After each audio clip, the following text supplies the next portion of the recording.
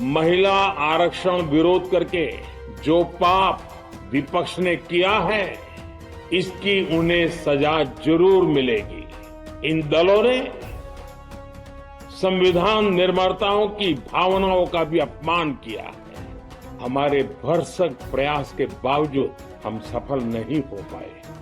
नारी शक्ति वंदन अधिनियम में संशोधन नहीं हो पाया और मैं इसके लिए सभी माताओं बहनों उनसे मैं क्षमा प्रार्थी हूं।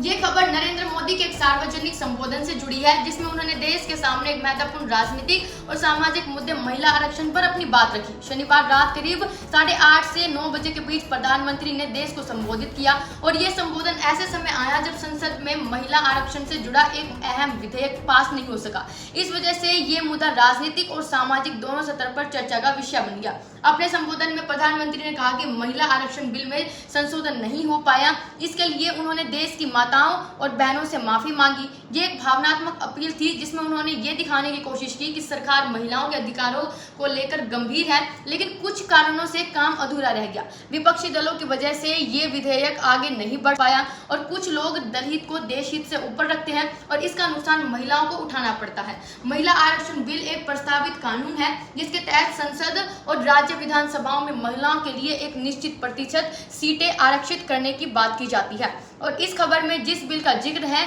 वो संविधान 131वां संशोधन पास नहीं हो सका था और बिल में लोकसभा सीटें 543 से बढ़कर 816 करने और महिलाओं को 33% आरक्षण देने का प्रस्ताव था। बिल के पक्ष में 298 विरोध थे और 230 वोट पड़े, जबकि इसे पास करने के लिए 352 वोटों की जरूरत थी।